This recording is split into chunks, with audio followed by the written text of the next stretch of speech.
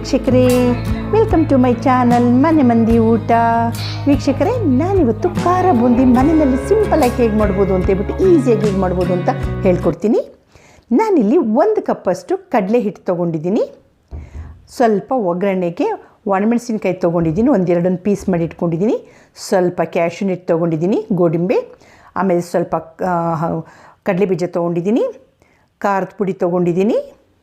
ಆಮೇಲೆ ಸಣ್ಣ ಸಣ್ಣದಾಗಿ ತೆಳ್ಳಗುದ್ದಕ್ಕೆ ಹೆಚ್ಚಿಟ್ಕೊಂಡಿರೋ ಅಂಥ ಒಣ ಕೊಬ್ಬರಿ ತೊಗೊಂಡಿದ್ದೀನಿ. ನೋಡಿ, ಈ ಥರ ಸಣ್ಣ ಸಣ್ಣ ತೆಳ್ಳಗುದ್ದದ್ದು ಕಟ್ ಮಾಡಿ ಇಟ್ಕೊಂಡಿದ್ದೀನಿ ಒಣ ಕೊಬ್ಬರಿನ. ಇದೆಲ್ಲ ನಿಮ್ಗೆ ಎಷ್ಟೆಷ್ಟು ಬೇಕೋ ಅಷ್ಟು ತೊಗೋಬೋದು. ಸ್ವಲ್ಪ ಕರಿಬೇವಿನ ಸೊಪ್ಪು, ಆಮೇಲೆ ಬೆಳ್ಳುಳ್ಳಿ ತೊಗೊಂಡಿದ್ದೀನಿ, ಒಂದು 5-6 ಪೊಳಕು. ಅದೇನು ಬೆಳ್ಳುಳ್ಳಿನ ಸಿಪ್ಪೆ ತೆಗ್ದಿಲ್ಲ, ಏನಿಲ್ಲ.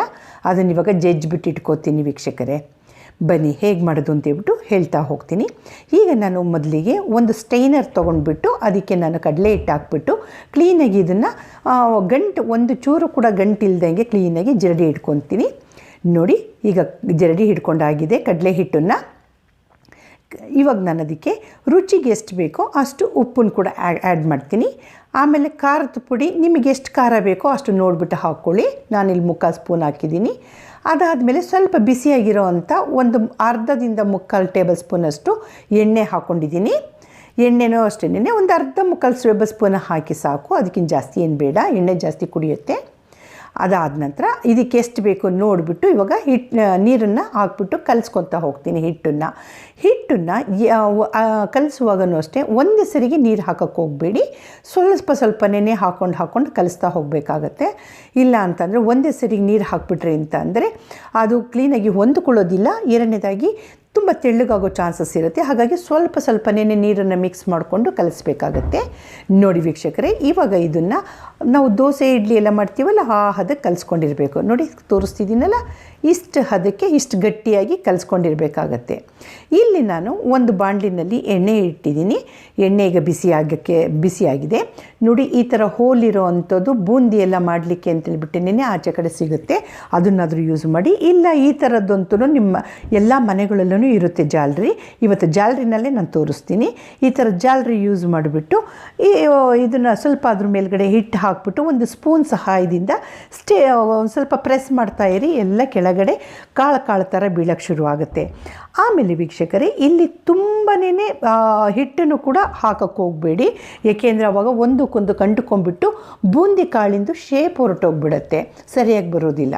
ಹಾಗಾಗಿ ಸ್ವಲ್ಪನೇ ಹಾಕ್ತಾ ಹೋಗಿ. ತುಂಬಿಟ್ರೆ ಅವಾಗ ಶೇಪ್ ಹೊರಟೋಗ್ಬಿಡುತ್ತೆ.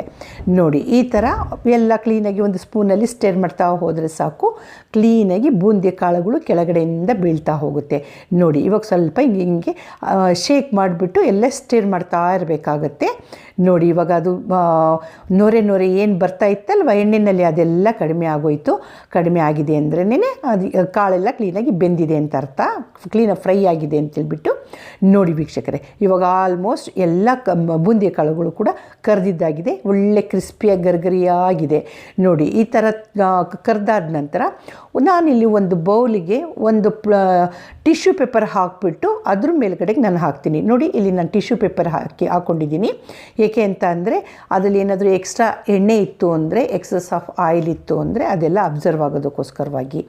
ನೋಡಿ, ಇವಾಗ 2ನೇ ಸರಿನೂ ಕೂಡ ನಾನು ಅದೇ ಥರನೇ ಹಾಕ್ತಾಯಿದ್ದೀನಿ. ನೋಡಿ, ಒಂದೇ ಒಂದು ಸೌಟ್ ಅಷ್ಟು ಅದಕ್ಕೆ ಹಾಕಬೇಕಾಗತ್ತೆ. ಹಾಕ್ಬಿಟ್ಟು ಕ್ಲೀನಾಗಿ ಸ್ಪೂನ್ ತೊಗೊಂಡು ಸ್ವಲ್ಪ ಹಿಂಗೆ ತಿರುಗಿಸ್ತಾ ಇದ್ದರೆ ಸಾಕು. ಕೆಳಗಡೆಯಿಂದ ಎಲ್ಲ ಕಾಳು ಥರ ಬೀಳ್ತಾ ಹೋಗುತ್ತೆ. ನೋಡಿ ವೀಕ್ಷಕರೇ, ಇಲ್ಲಿನೂ ಅಷ್ಟೇ ತುಂಬ ಅತಿಯಾಗಿ ಫ್ರೈ ಕೂಡ ಮಾಡೋಕ್ಕೆ ಹೋಗಬೇಡಿ. ಆವಾಗ ಅಷ್ಟು ಚೆನ್ನಾಗಿ ಅನಿಸೋದಿಲ್ಲ. ಆಮೇಲೆ ಹಾರ್ಡ್ ಅನಿಸ್ಬಿಡುತ್ತೆ ಬೂಂದಿ ಕೂಡ.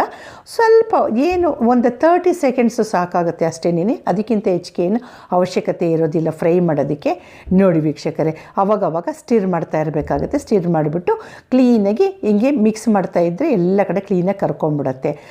ನೋಡಿ, ಇವಾಗ 2ನೇ ಸರಿ ಹಾಕಿರೋದನ್ನು ಕೂಡ ಕ್ಲೀನಾಗೆಲ್ಲ ನಾನು ಕರ್ಕೊಂಡಿದ್ದೀನಿ. ಒಂದು ಚೂರು ಕೂಡ ಕಪ್ಪಗಾಗಿಲ್ಲ, ಏನಿಲ್ಲ. ಇದೇ ಥರನೇ ಎಲ್ಲ ಬೂಂದಿಗಳನ್ನು ಕೂಡ ಕರ್ಕೊತೀನಿ ವೀಕ್ಷಕರೇ.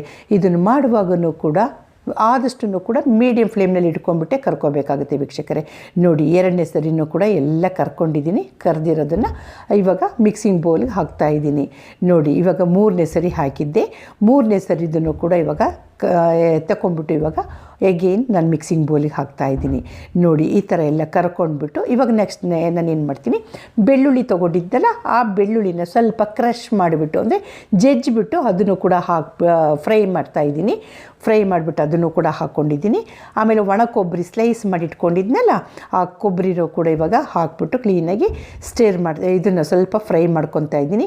ಯಾವುದೇ ಕಾರಣಕ್ಕೂ ಎಣ್ಣೆ ಒಳಗಡೆನೇ ಇದನ್ನೆಲ್ಲ ಹಾಕೋಕ್ಕೆ ಹೋಗ್ಬೇಡಿ, ಏಕೆಂದರೆ ಅದು ಎಲ್ಲ ಕಡೆ ಸ್ಪ್ರೆಡ್ ಆಗಿಬಿಡುತ್ತೆ. ಆಮೇಲೆ ಎತ್ಕೊಳ್ಳುವಾಗ ಸೀದೋಗೋ ಚಾನ್ಸಸ್ ಇರುತ್ತೆ. ಹಾಗಾಗಿ ಆದಷ್ಟು ಕೂಡ ಈ ಥರ ಒಂದು ಏನು ಜಾಲರಿ ಇರುತ್ತೆ ಜಾಲರಿ ಒಳಗಡೆ ಇಟ್ಕೊಂಡ್ಬಿಟ್ಟು ಎಲ್ಲ ಕರೆದು ಹಾಕೋಬೇಕಾಗತ್ತೆ ವೀಕ್ಷಕರೇ.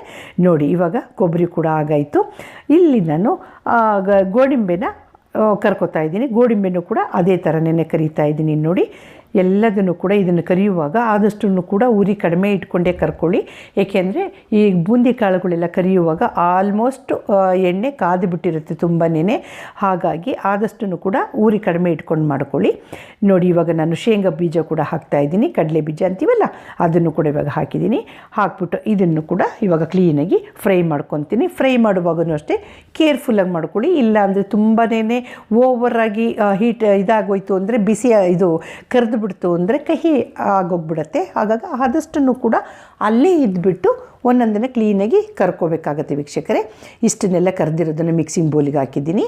ಹಾಕಿದ ನಂತರ ಈಗ ಹಸಿ ಕರಿಬೇವು ಅದನ್ನು ಕೂಡ ಅವಾಗ ಹಾಕ್ಬಿಟ್ಟು ಕ್ಲೀನಾಗಿ ಅದು ಕೂಡ ಕರಿತಾ ಇದ್ದೀನಿ. ಅದು ಗರ್ಗರಿಯಾಗಿ ಆಗೋ ತನಕ ಸ್ವಲ್ಪ ಕರ್ಕೋಬೇಕಾಗತ್ತೆ, ಫ್ರೈ ಆಗಬೇಕು. ಆಮೇಲೆ ಕ್ಲೀನಾಗಿ ಫ್ರೈ ಆಗಿಲ್ಲ ಅಂದರೆ ಮೆತ್ತಗಿರುತ್ತೆ. ಹಾಗಾಗಿ ಆದಷ್ಟು ಕೂಡ ಸ್ವಲ್ಪ ಕ್ಲೀನಾಗಿ ಕ್ರಿಸ್ಪಿ ಆಗೋಕ್ಕೆ ಫ್ರೈ ಆಗೋ ತನಕ ವೆಯ್ಟ್ ಮಾಡಿ ಕರಿಬೇವಿನ ಸೊಪ್ಪು. ಅದಾದಮೇಲೆ ನೋಡಿ ಈಗ ಒಣಮೆಣಸಿನಕಾಯಿ ಕೂಡ ಹಾಕಿದ್ದೀನಿ. ಹಾಕ್ಬಿಟ್ಟು ಎಲ್ಲದನ್ನು ಕೂಡ ಕರೆದುಬಿಟ್ಟು ಇವಾಗ ಹಾಕಿದ್ದೀನಿ. ಈಗ ನೋಡಿ ಎಲ್ಲದನ್ನು ಈಗ ಕರೆದು ಹಾಕ್ಕೊಂಡಿರೋದನ್ನು ಮಿಕ್ಸ್ ಮಾಡ್ತಾಯಿದ್ದೀನಿ ವೀಕ್ಷಕರೇ. ನೋಡಿ ಎಷ್ಟು ಚೆನ್ನಾಗಿ, ಏನಿಲ್ಲ ಒಂದೇ ಒಂದು ಕಪ್ಪು ಕಡಲೆ ಹಿಟ್ಟಲ್ಲಿ ನೋಡಿ ಎಷ್ಟು ಬೂಂದಿ ಆಗೋಯ್ತು ಅಲ್ವಾ ವೀಕ್ಷಕರೇ. ಇದೇ ಥರನೇ ನೀವು ಮನೆಯಲ್ಲಿ ಫ್ರೆಶ್ಶಾಗಿ ಮಾಡಿಕೊಂಡ್ರೆ ಅಂದರೆ ನಿಮಗೆ ಕಡಿಮೆ ರೇಟಿಗೂ ಕೂಡ ಆಗೋಗ್ಬಿಡುತ್ತೆ ಮತ್ತು ಈಸಿಗೂ ಕೂಡ ಹೈಜಿನಿಕ್ಕಾಗಿ ಮಾಡ್ಬೋದು. ನೋಡಿ ವೀಕ್ಷಕರೇ ಎಷ್ಟು ಚೆನ್ನಾಗಿರುವಂಥ ಒಂದು ಖಾರ ಬೂಂದಿ ರೆಡಿ ಆಯಿತು. ನೀವು ಒಂದ್ಸರಿ ಮನೆಯಲ್ಲಿ ಟ್ರೈ ಮಾಡಿ. ಮತ್ತು ಯಾರು ನನ್ನ ಚಾನಲಿಗೆ ಸಬ್ಸ್ಕ್ರೈಬ್ ಆಗಿಲ್ಲ ದಯಮಾಡಿ ಸಬ್ಸ್ಕ್ರೈಬ್ ಆಗಿ. ಮತ್ತು ನೀವು ಕೂಡ ಒಂದ್ಸರಿ ಮನೆಯಲ್ಲಿ ಟ್ರೈ ಮಾಡಿಬಿಟ್ಟು ಹೇಗಾಗಿತ್ತು ಅಂದ್ಬಿಟ್ಟು ಕಾಮೆಂಟ್ ಮೂಲಕ ತಿಳಿಸಿ. ಮತ್ತು ಒಂದು ಲೈಕ್ ಕೊಡಿ, ಸಾಧ್ಯ ಆದರೆ ಎಲ್ಲರಿಗೂ ನಿಮ್ಮ ರಿಲೇಷನ್ಸು ಫ್ರೆಂಡ್ಸಿಗೆಲ್ಲ ಸೆಂಡ್ ಮಾಡಿ. Thank you.